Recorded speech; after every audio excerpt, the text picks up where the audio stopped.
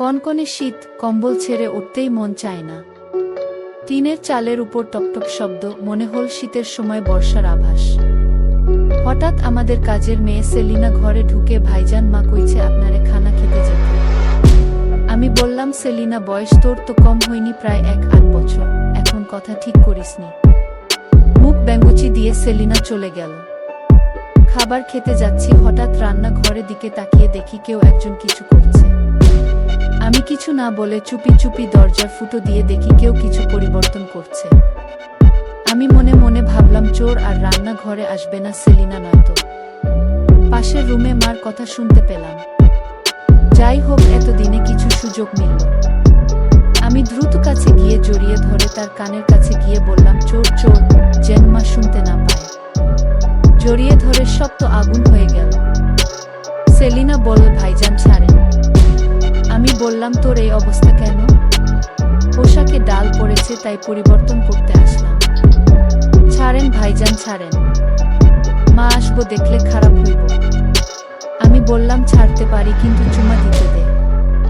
সেলিনা বলল, তাড়াতাড়ি দিয়া যান, মা আসবো। আমি 2 হাতে গালটা টেনে তার ঠোঁট আমার মুখে চুমা নিলাম। কিছুক্ষণ পর সেলিনা ঠোঁট টান দিয়ে বলেন, কি করেন মা, আসবো। আমি চলে গেলাম তার বাগানে, একটা কমলা মুখে ঢুকিয়ে খেতে লাগলাম।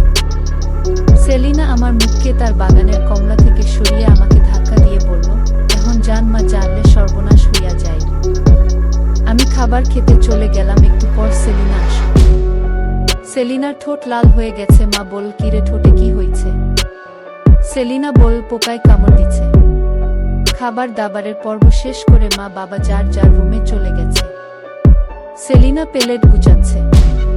আমি তার কাছে গিয়ে বললাম, সেলিনা, তোকে আমার ভালো লাগে? সেলিনা বলল, না ভাইজান, মা জানলে সর্বনাশ হইয়া যায়। আমি বললাম, তুই শুধু আমাকে তোর বাগানের কমলাগুলো খেতে দে, আমি তোকে মন দ্বীপ সত্যি বলছি। রাতে আর সেলিনাকে পেলাম না। সকালে মা বাবা দুজন হাঁটতে যায়। হঠাৎ ঘুম ভেঙে গেল, দেখি চারপাশে হালকা কুয়াশা। সেলিনাকে ডেকে বললাম, বাবা মা কোথায়? সেলিনা বল, উনারা হাঁটতে গেছে, এই কিছুক্ষণ হলো।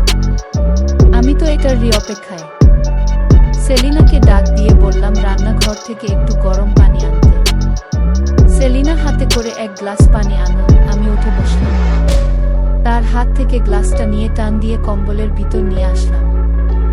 সেলিনা বল, কি করেন মা? চইলা আইব, চুলায় ভাত। আমি বললাম, রাখতো এইসব, আমি মাকে ভয় পাই নাকি? সেলিনা বল, আমারে ছাইরা দেন, আমি গরিব মানুষ, কিছু একটা হইলে বদনাম হইয়া যায়। আমি সেলিনা, তুই শুধু আমার, তোর সব আমার। এই বলে ওকে নিয়ে শুয়ে পড়লাম। বন্ধুরা, বুঝতেই পারছো পরে কি হলো। মা আসার ভয়ে দেরি না করে তার মাঠের জমিতে কাজ করতে চাইলাম, কিন্তু জমির মাটি অনেক শক্ত থাকায় কাজ করতে পারছিলাম না। কয়েকবার চেষ্টা করার পরও তার জমিতে আমার হাতের লাঠি ঢুকল না।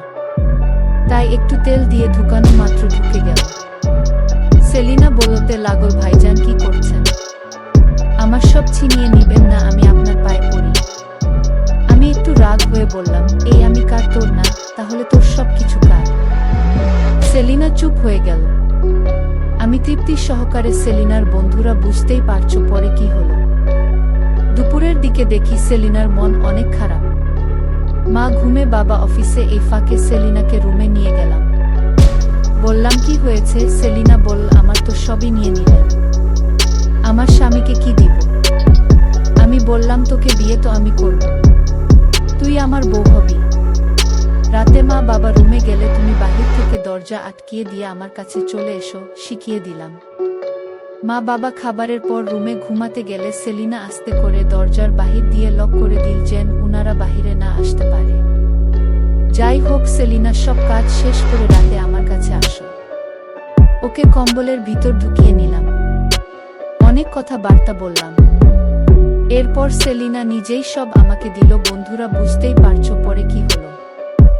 সেদিন তার বাগানের জমিতে 4 বার কাজ করলাম।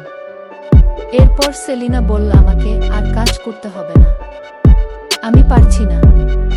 কিন্তু আমি ছাড়িনি, আমি আবার কাজ শুরু করলাম। সেলিনা দুর্বল হয়ে হাত পা ছেড়ে দিল। আমি ওকে উঠিয়ে ওর রুমে নিয়ে গেলাম। আমি আমি বাবা মায়ের ঘরের দরজার লক খুলে আমার রুমে এসে শুয়ে পড়লাম। এভাবে 4-5 মাস হতে লাগলো।